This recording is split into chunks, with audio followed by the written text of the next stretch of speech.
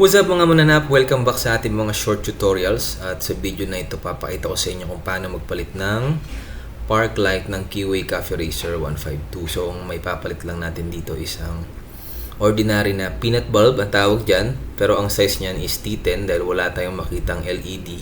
LED na sana ipapalit natin. Pero dahil wala tayong makita, balik na lang muna tayo sa ordinary peanut bulb kaysa wala.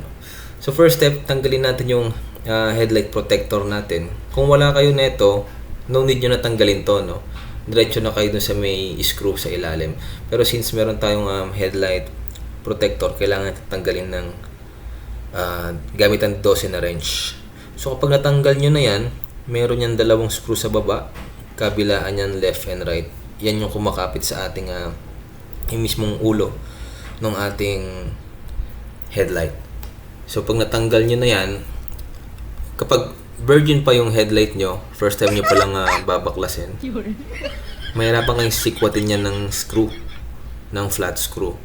So, tsagain nyo lang, pero sinusukwit lang talaga yan. Pero dahil sa akin kasi, hindi na siya virgin, dahil nagpalit na ako ng mismong headlight, nag-LED na ako, kaya nabuksan ko na to noon pa. So, kapag natanggal nyo na yan, meron lang socket yan, para mahugot natin ng lubusan, tanggalin nyo lang yung socket ng headlight para maibaba niya yung mismong headlight. Medyo nahirapan lang ako mag-video dito tapos injured pa yung himpapakyo ko na daliri, ano? Kaya, ayan. Kakat ko na lang. So, pagtanggal ko nun, kinat ko na din, hindi ko rin na-videoan. Tinanggal ko na tong LED bulb ko.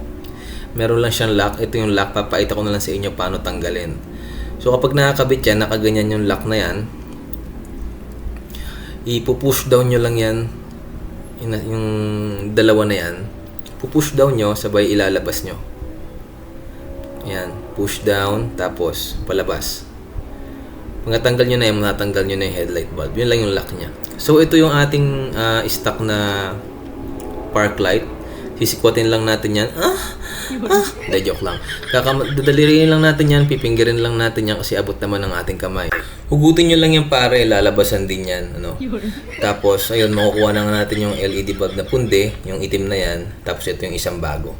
Salpak nyo lang yan, as in, ilalagay nyo lang, wala kayong extra special skill na gagamitin. After nun, ibalik nyo na, tapos ibalik nyo na rin yung headlight bulb nyo. So ito, nahihirapan nga ako mag-video, no? Kasi one-handed nga lang, tapos injured pa yung himpapakyo ko. Papakita ko na lang sa inyo kung paano isalpak yan. Lalagay mo lang dyan, meron na kayo yan dyan na parang dito. Nakadesign yan para dun. After nun, tsaka nyo ilagay yung lock. Yan, tapos ipapasok nyo yung lock na yan. Dyan sa may nakausli.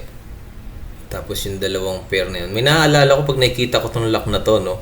Kaugis talaga niya yung IUD. Yung contraceptive ng mga babae. Sorry guys medyo lang, naalala ko lang kasi yun yung kinabit kay Mrs.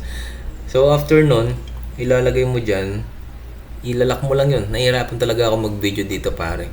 Ewan ko, siguro balang araw bibili tayo ng phone holder, ano. Tapos yan ang may kalabasan yan. Fit na yan dyan, hindi na yung matatanggalip. Ang gagawin nyo na lang is ibabalik nyo tong goma. Yung goma na yan meron parang square. Yan, yung square na yan, doon yung itatapat yung lock na dalawa, yung IUD.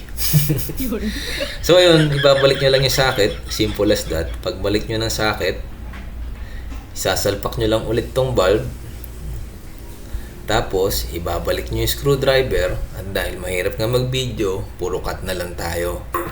Tapos ayun nga, no, isalpak nyo lang na mabuti yan bago nyo ilagay yung screwdriver. Kapag ayaw pumasok, try nyo lawayan. Kung ayaw pa din, lagyan nyo ng lubricant. Day joke lang.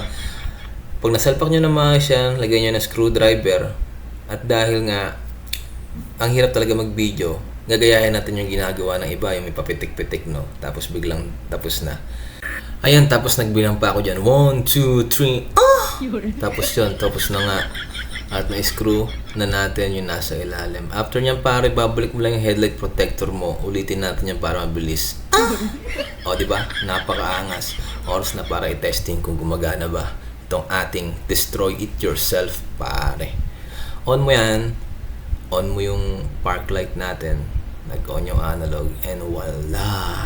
Napakadali pare. Pupunta ka pa ba ng motor shop?